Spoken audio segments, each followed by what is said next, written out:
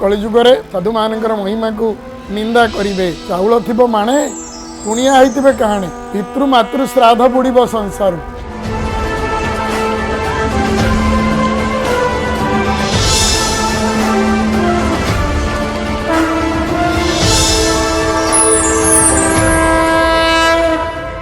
हरि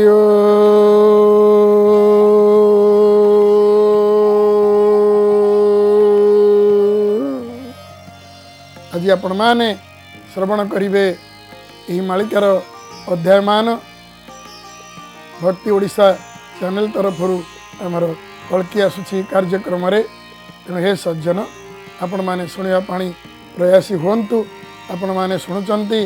कलिजुगर लोक चरित्र निर्विज्ञा पृथ्वी शुणुचंती पृथ्वी केमिति शस्यहीन हुए पाप बढ़िले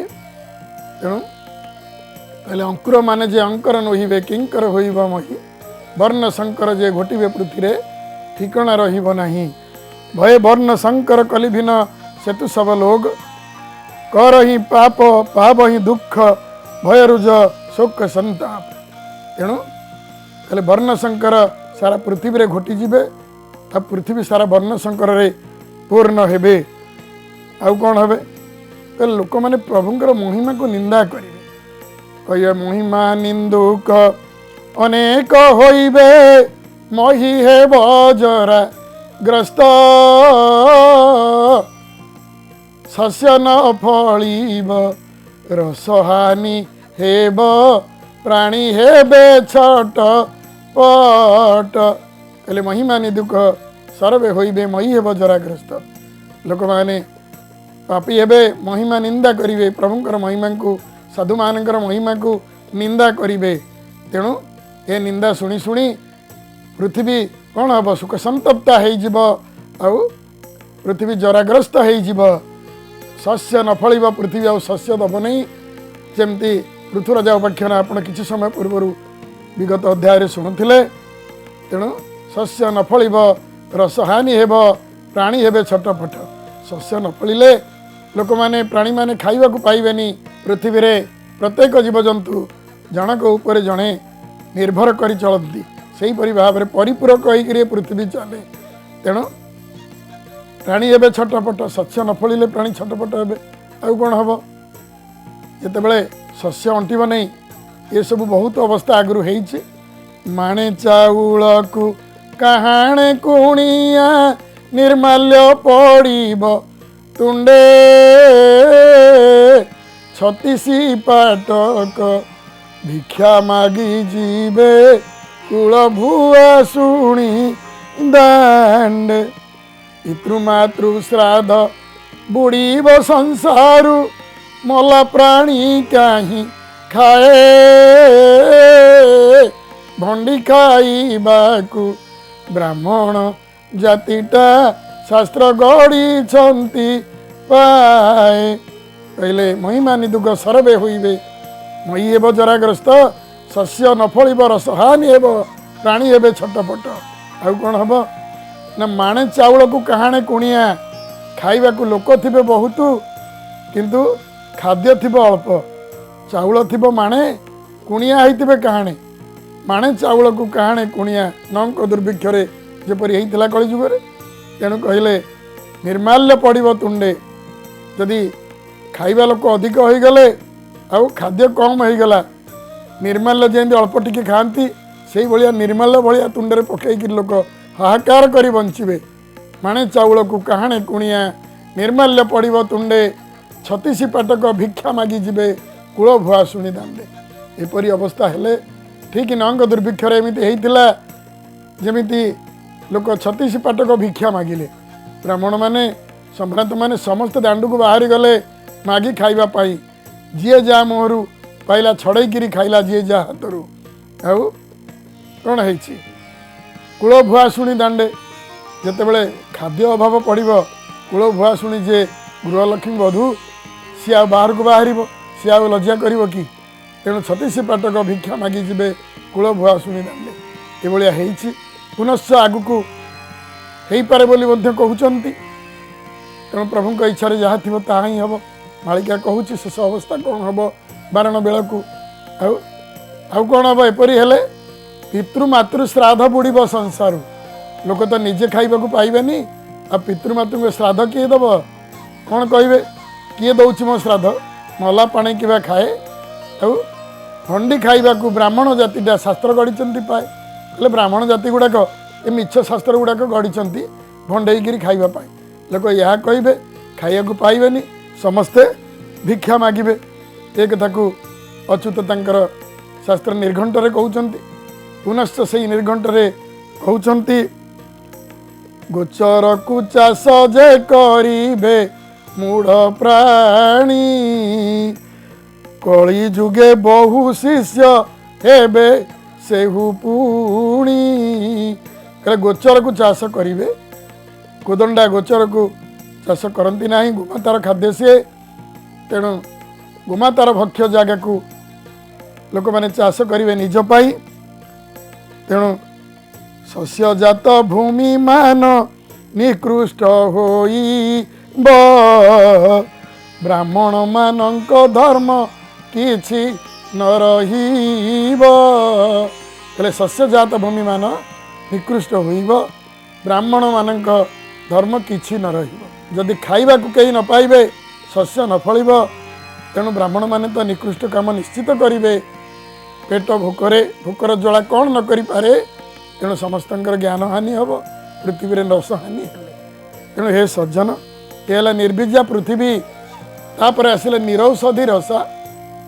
औषधिर रस रहिब ना तेणु कहले औषधि रस हानि हो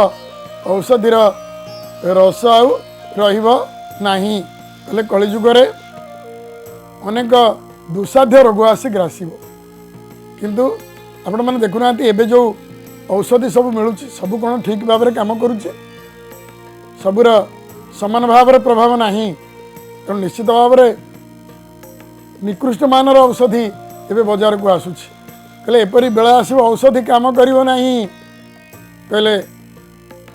निरौषधि रसा औषधि माने निकृष्ट हेबे एपरी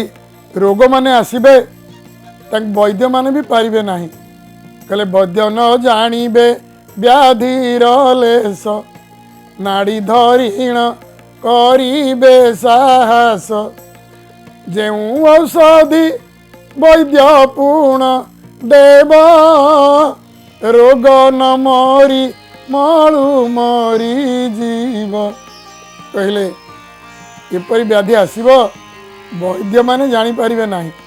वैद्य न जानिबे व्याधिर लेस नाड़ी धरिण करिबे साहस नाड़ी धरिक चिपुथिबे दुस्साहस करुथिबे किंतु व्याधि निर्णय करि पारु नथिबे एपरी अजणा व्याधि आसीब एमिति भी अजणा व्याधि एबे बहुत आसुची जोटा कि वैद्य मान चिन्ह पारु नाहंती एबे जेमती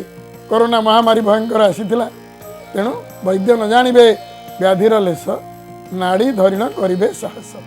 जेउ औषधि वैद्य पूर्ण देव रोग न मरी मळु मरी जीव कौन हम न भाद्रव मासरे बढ़ी ताती अजा थाऊ थाऊ मरीब नाती कहले एभली परिस्थिति आसीब अजा थी नाती मरीज कहीं वृद्ध लोक मान सहीबार शक्ति टी अधिक से मैंने किसी उपास रही पारे छोट पिला रे कि तेणु अजा देखुव नाती मरुव एपरी व्याधि सब आसब कहले से ही काल जम बड़ दारुण रे नमा नई दुख सुख बाछि नेब कंचा रखिब पाचिला देवटी दारुण दुख तेणु हे सज्जन पुनश्च कहउचंती ये दी प्रकार ज्वर आसीब पृथ्वी की कहले शिव ज्वर विष्णु ज्वर ए दुहे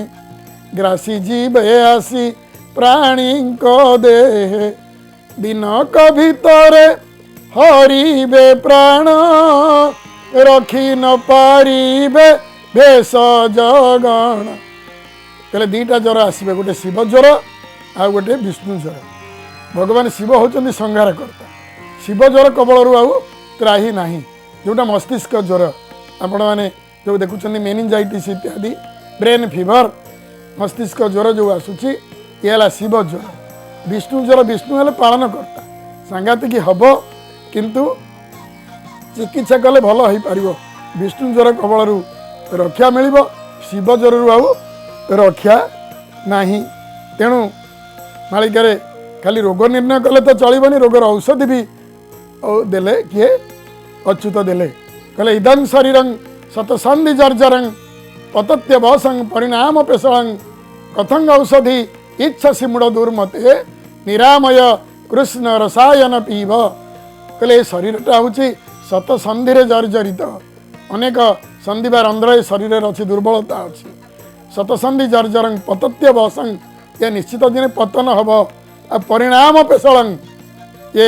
ମଣିଷ କର୍ମର ପରିଣାମ ଫଳ ନିଶ୍ଚିତ ପାଇବ, ଶରୀର ଦ୍ୱାରା ଯେଉଁ ପାପ, ମନ ଦ୍ୱାରା ଯେଉଁ ପାପ ହେବ। କଥଂ ଔଷଧି ଇଚ୍ଛସି ମୂଳ ଦୁର୍ମତେ, କହିଲେ କି ଔଷଧି ଖୋଜୁଛୁ ରେ ଦୁର୍ମତି? ନିରାମୟ କୃଷ୍ଣ ରସାୟନ ପିଇବ।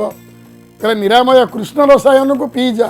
କହିଲେ କୃଷ୍ଣ ନାମଟି ଅମୃତ ବାରିଧି, କଳି କଳୁଷ ରୋଗକୁ ଔଷଧି। ତେଣୁ କହୁଛନ୍ତି ରେ ମନ, ରାମ ନାମ 2 ଲକ୍ଷ ଭିତରେ ବାହାରେ, ରଖ ହୋଜି ତରେ ଲକ୍ଷ ଲକ୍ଷ ନିରନ୍ତରେ, ରସ ରସ ନାରେ ରସ, ବାସ ନାରେ ବାସ,